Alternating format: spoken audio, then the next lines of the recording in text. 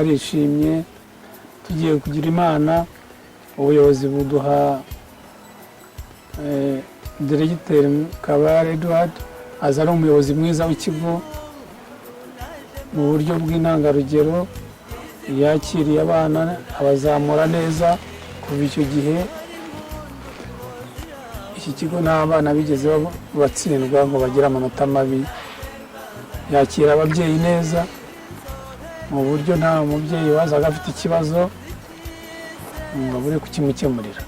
uyu mugabo rero yaraturereye bihagije ahubwo batubwiye ko agiye muri pansiyo turababara cyane. yaraturereye bihagije aturerera neza abana bacu bagira ubumenyi yaturereye mu buryo bw'ubumenyi aturera no mu buryo bw'umuco aturerera abana neza aturana n'abaturanyi be neza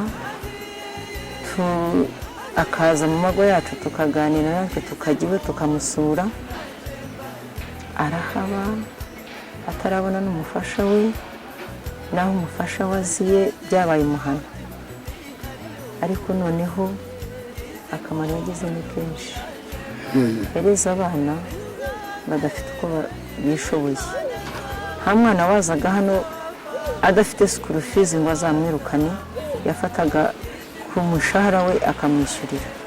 Kabare cyane namuvugaho afite talents nyinshi. Yambere namuvugaho is a wise man. Ni wise. Ni umuntu ufite kureba kure. Ni umuntu ufite gukunda abantu bose atavanguye. Nk'umukirisitu navuga ngo Kabare agirana isano y'abantu agirana isano n'abantu bose, isano ya Kristo itari isano y'amaraso. Kuko ntabwo byoroshye kumva nta nubwo ngewe ndabyakira kumva ngo Kabare aragiye.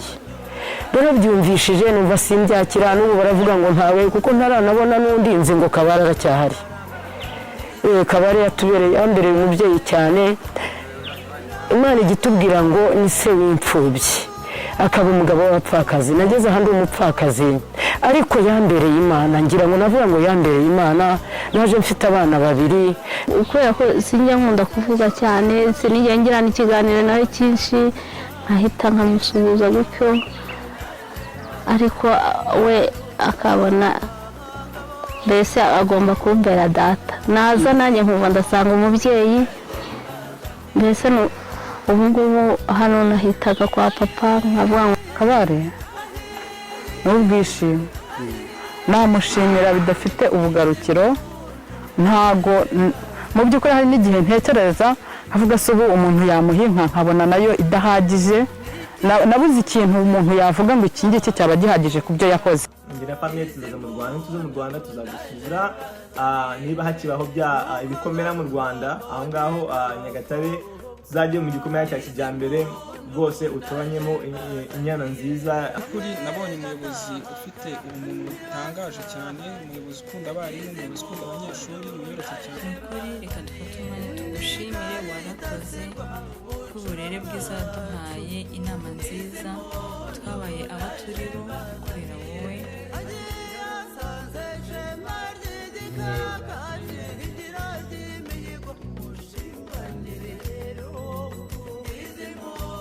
Yangiye abanyeshuri bagiye mu kiruhuko kino cy'igihembwe cya gatatu nsigara ku ishuri nkora uturimo dutandukanye ntangira gukora muri lab nkora amasuku nk'uko ubu natangiye mbivuga nakozemo ariko gukoramo ubundi byahereye aho ngaho ko nabyibuka yarambwiye ati ugiye muri lab gukora isuku ariko ntago uri umukirino usanzwe uko uzajya ukirininga ujya uniga utuntu dutandukanye. Murakoze cyane watubwiye ko amashuri menshi uretse igice kimwe cy'amashuri abanza bigiye mu Rwanda kandi mu Rwanda naho aho wize ntushobora kwibagirwa ubu ngubu ushobora kuvugira ukagera ukahita umusozi nawe wizeho kera n'umwana mutoya andi muyiga hanze hari Uganda hari muri Amerika n'umukuru ya Tanzania na Kenya ndetse no muri Amerika mukongera mugasubirayo ujye ugira umwanya wo gutekereza kuri urwo rugendo rw'uburezi wanyuzemo.